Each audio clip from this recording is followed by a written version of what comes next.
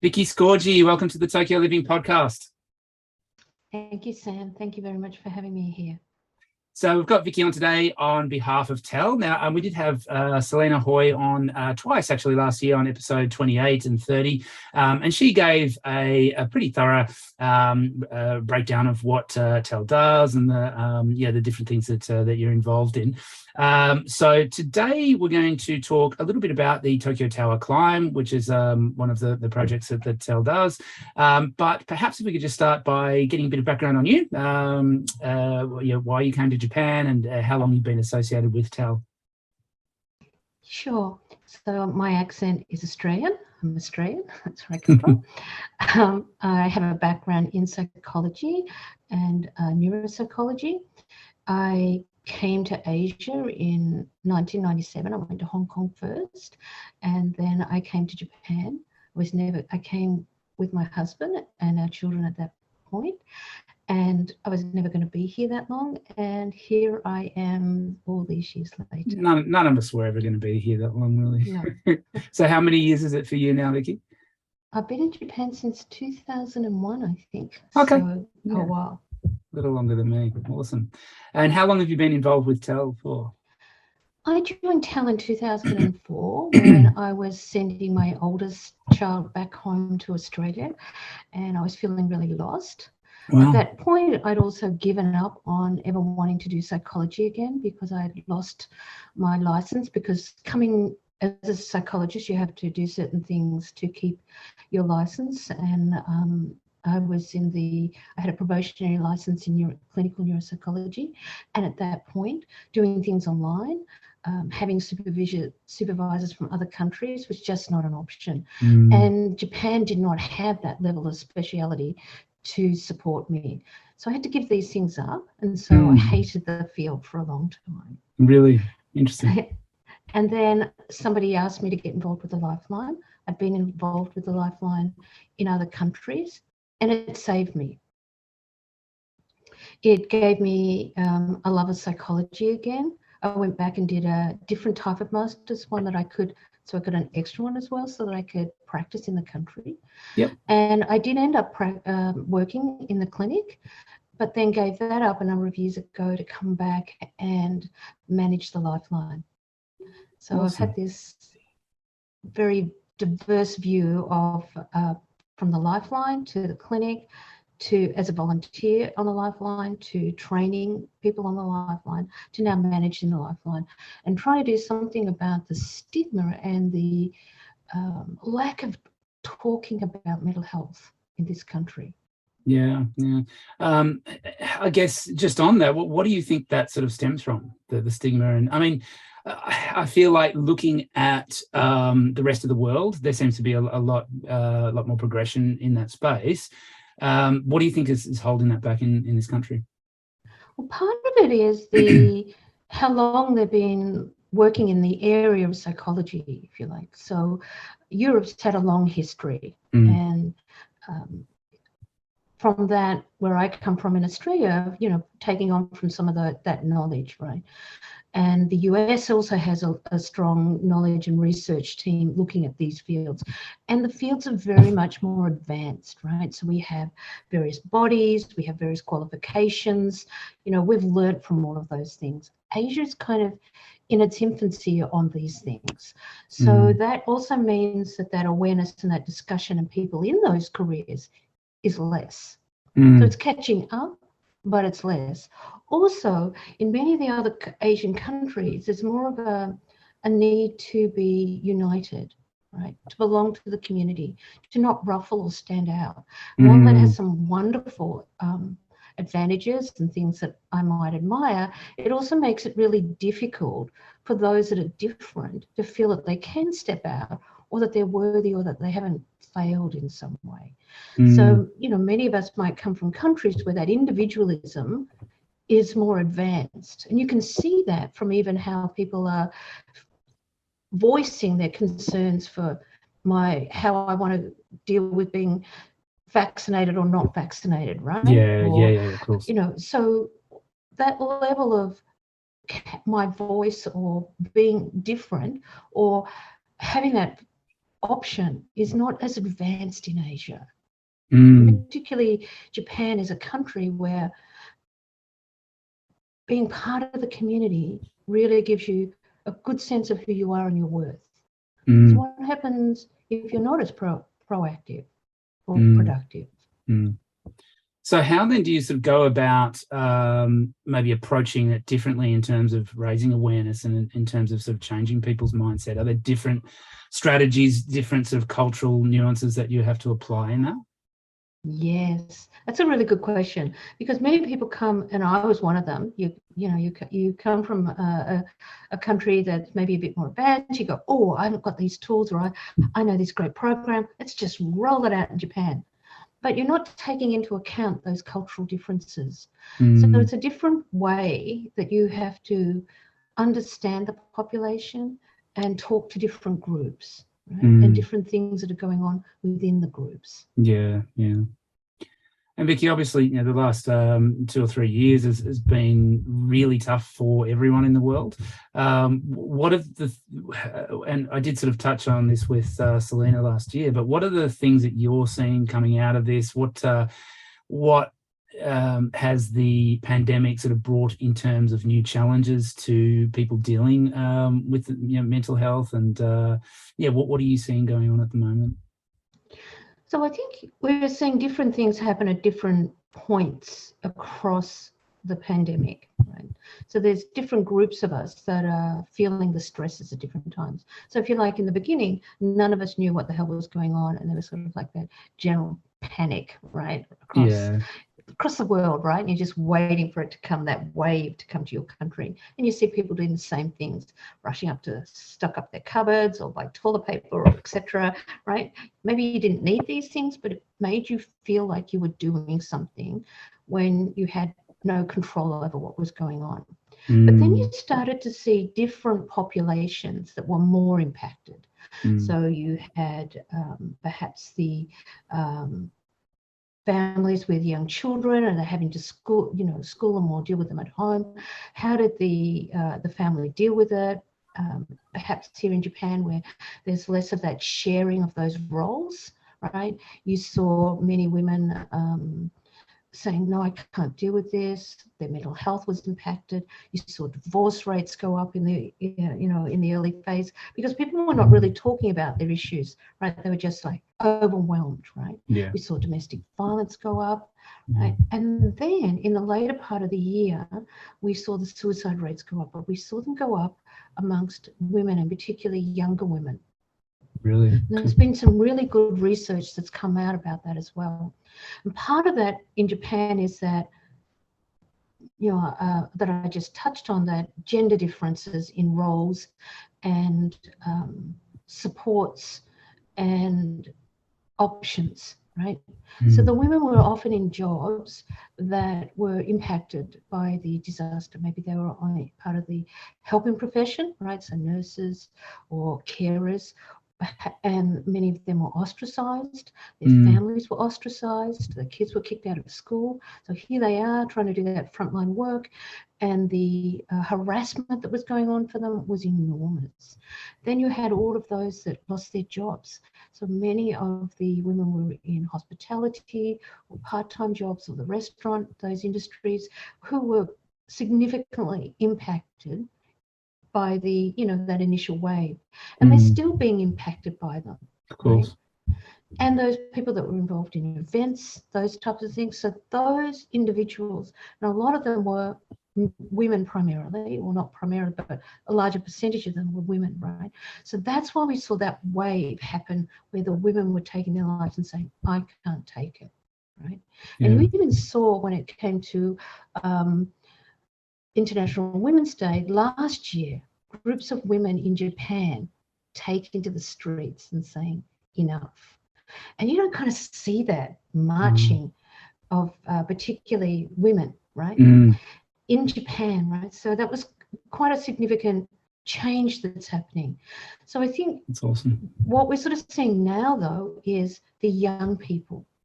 So 2.5 years in, what do the young people see for the future? We were all thinking, oh, is it going to be over in 2021? No. Here we are halfway through 2022. We want it to be over. We want to be enjoying our summer. People are trying to go out and do it, but it's not. It's not over, right? And you're still seeing, even as we're trying to move forward with it, you're still seeing huge numbers of individuals impacted.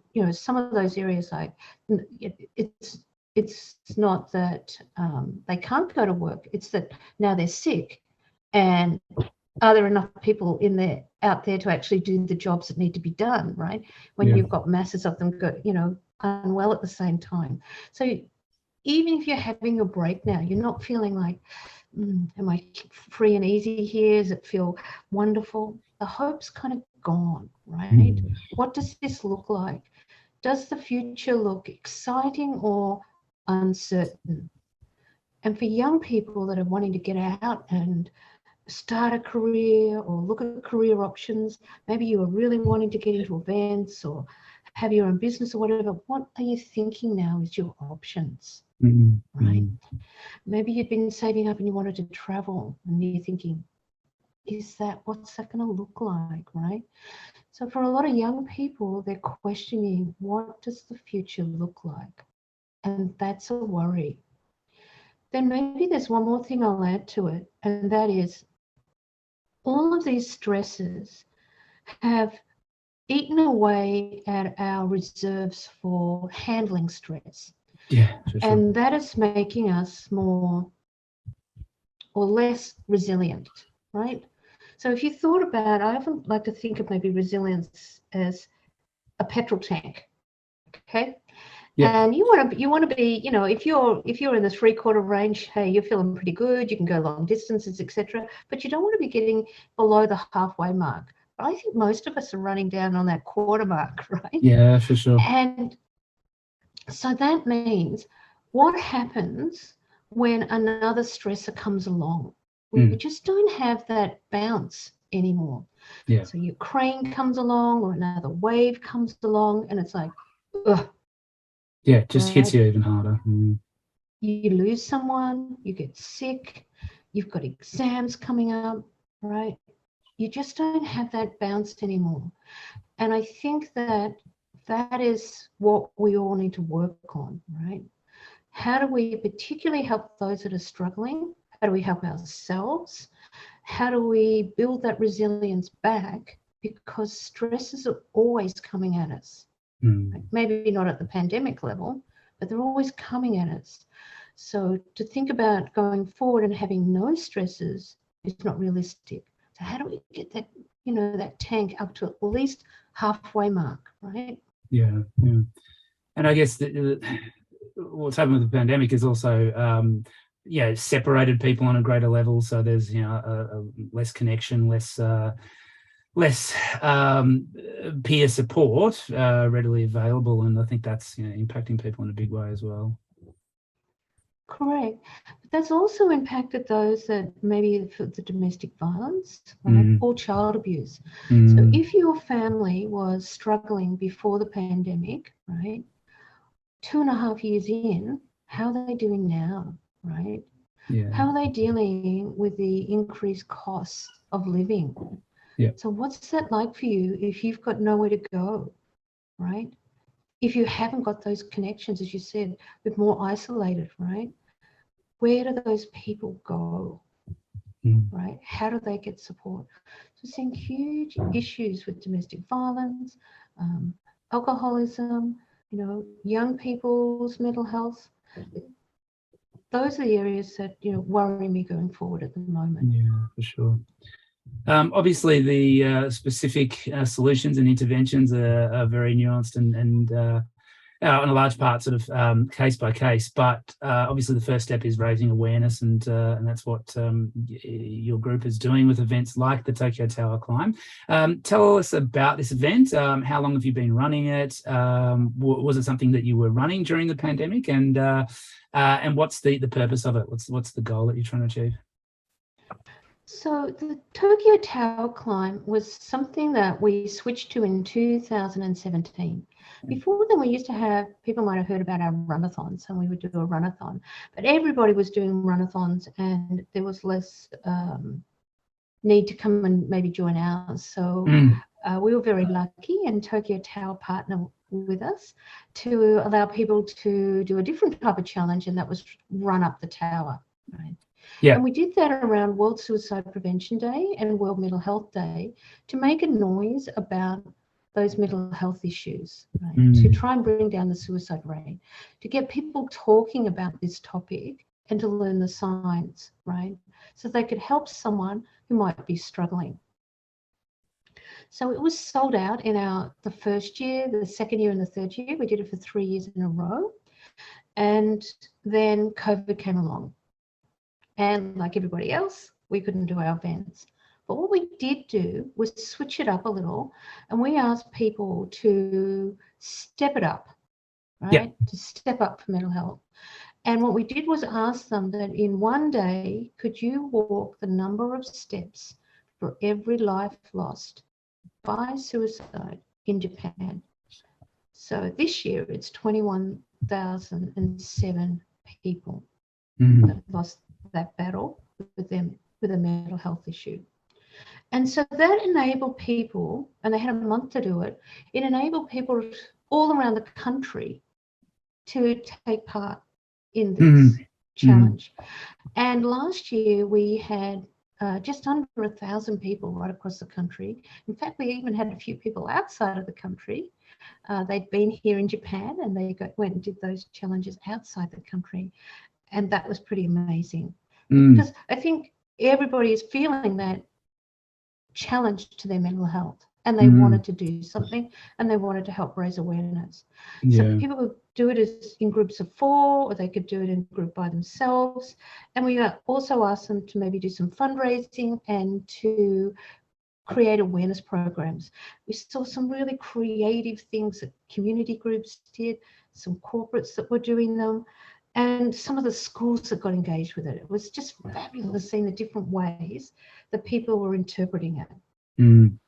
So this year, we've got the tower back. So we're hoping to get people out there and taking on that challenge, because the view from at the top there of Tokyo Tower is just amazing, right? It's just such an iconic structure, right? And, we've gone out to just walk around it and check that it's all okay. And you really get such a great feeling when you're there and you're looking across this magnificent city. So we're hoping that corporates and community groups and schools might come out that are in Tokyo and take on the Tower Challenge with us. And to sort of help with some of the COVID safety issues, where Tokyo Tower allowed us to do it across 2 mornings, October 1st and October 2nd. So we're going to have corporates on October 1st, which is a Saturday. And on the Sunday, October 2nd, we're inviting community groups and schools to take on the challenge. However, we still have the step up going on across the month. I was exactly going to ask that question. I thought it'd be great to have a hybrid model where you could do both. And you've thought of that, of course. Yes, because we had so many people partaking in it across the country, right? And we had people from Okinawa to, I don't know that we had anybody in Hokkaido, so that would be fantastic. But we certainly had them up in Tohoku. So, getting people across the country to start making a noise about mental health, right? To start breaking down that barrier and say, if I have a mental health problem, it's okay. It's no different from having a stomach problem or a heart problem or any other problem. It's just a health problem. Right? There is help out there. Go get it, right? Get well again. Fantastic. So you mentioned that you had 1,000 people do the Step Up Challenge. What's the most that you've had for the tower climb before? Do you know? It's maxed at 500. 500. So you can only have 500 people on that platform at one time. And this year you said that because of COVID restrictions, they're doing it, spacing it over 2 days. Does that mean 250 on each day or 500 on each day? What are the limits there? 300 is the maximum on each day. So that gives them a little bit more of a distance between one runner running up the steps to the next one, right? Yeah. I just want to back a bit to when you said the suicide rate for the last year was 21,700. How is that in comparison to sort of recent years, and also in terms of like pre-pandemic? Is that Right. So in 2020, the suicide rate did go up, and it went up with particularly within the women and the youth. Right. That was the population that was, feeling that impact. And you could hear it on our Lifeline, as the second half of the year, around October, November, you could hear the mood had changed, right, from anxiety to I can't take this anymore. And we've sort of heard that heaviness ever since. But there has been a lot more discussion about it. And so it's not down to before the pandemic figures, but it hasn't also gone above what it did in 2020. Okay. So it's not great, right? But it hasn't increased higher. Yeah. You also mentioned off air that September does actually have a higher suicide rate because of kids going back to school. Yes. And how does that sort of impact things? And are there other reasons for the higher rates in that time of the year? Right. So there are 2 times of the year in Japan where the suicide rates go up, and they're generally around stresses and pressures on people. So in March, which is also when schools are going back, universities are going back, maybe you're making that move from school to university, and your taxes are due. And maybe you're having to move because your employment and your housing is all related. So between March and April is a really challenging time. And spring generally is a high suicide rate for people around the world. So biologically, as we come out of winter, which is pretty hard for many of us, and people are getting, wanting to get going again, those that are depressed feel, I can't do it, but I have enough energy to take their lives, right? Yeah, okay. Which is really sad.